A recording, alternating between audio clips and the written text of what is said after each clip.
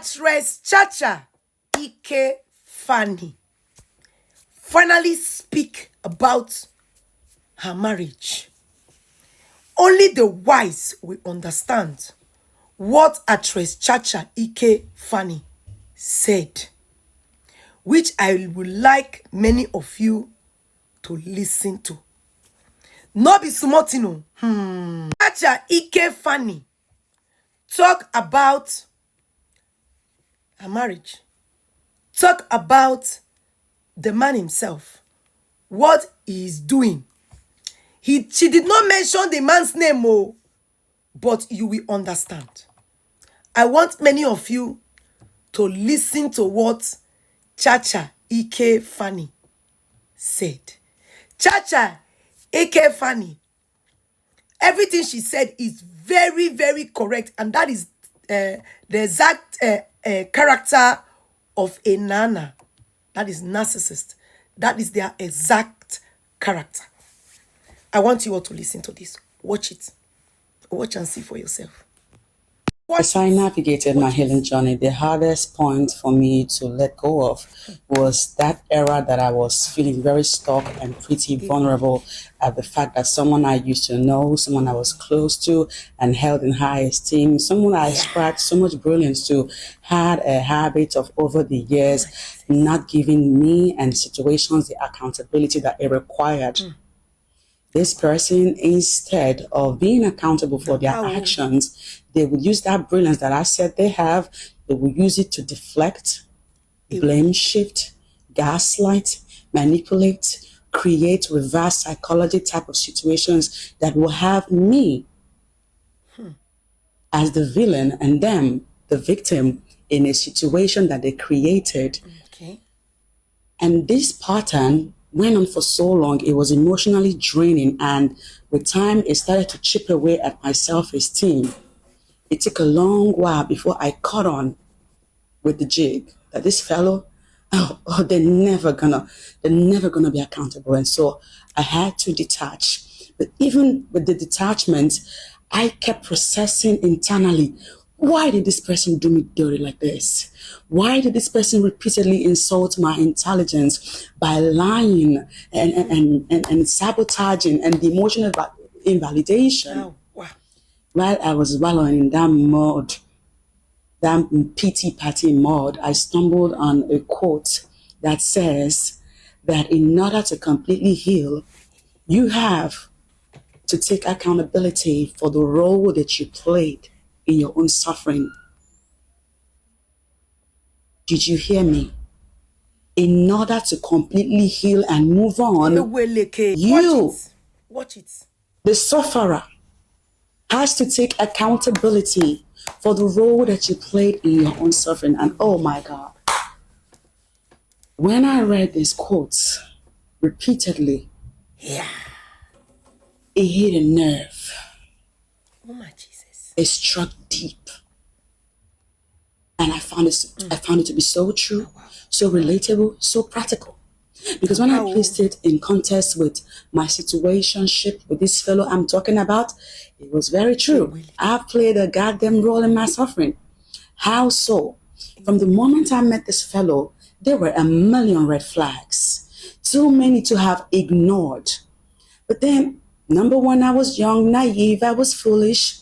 And number 2, 3, or 4, I have a heart so large, unconditional love so vast, that people always have a way of translating my emotional strength for weakness.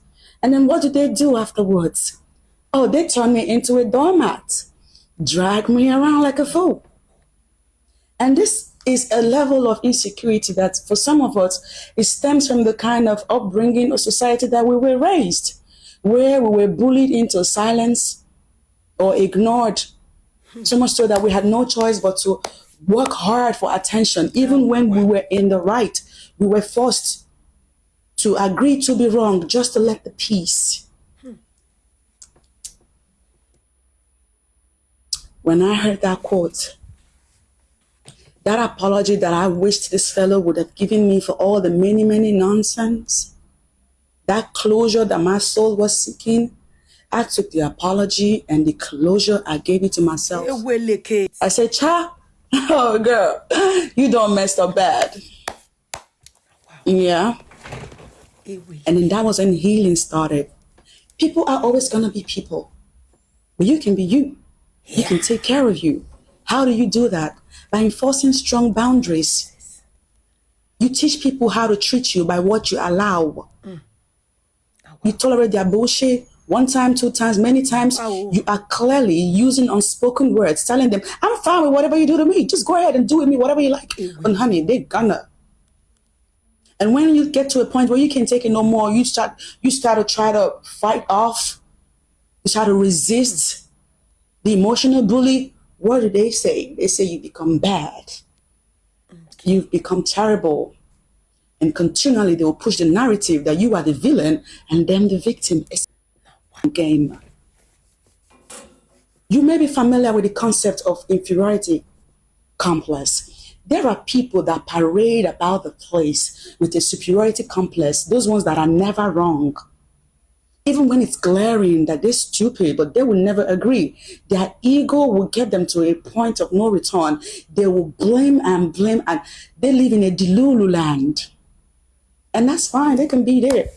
But you snap out of your delulu that fellow is gonna change, because they're never gonna. Instead, they'll mess you up. Have you mentally fucked up?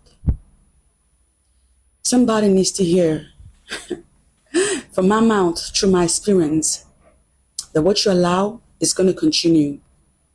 And moving forward, having apologized to myself, I know better. I know better what to expect from people, what to tolerate and what not to. And the same goes for you. If you don't build strong boundaries, a strong wall of protection for yourself from people and their nonsense, you are going to move from one person to another, still getting hurt. Yeah. So learn the lesson, grow, heal, and thrive. Whether you like it or not, go say anything you want to say. The woman has stylishly talked about a marriage. And me, I understand all these things.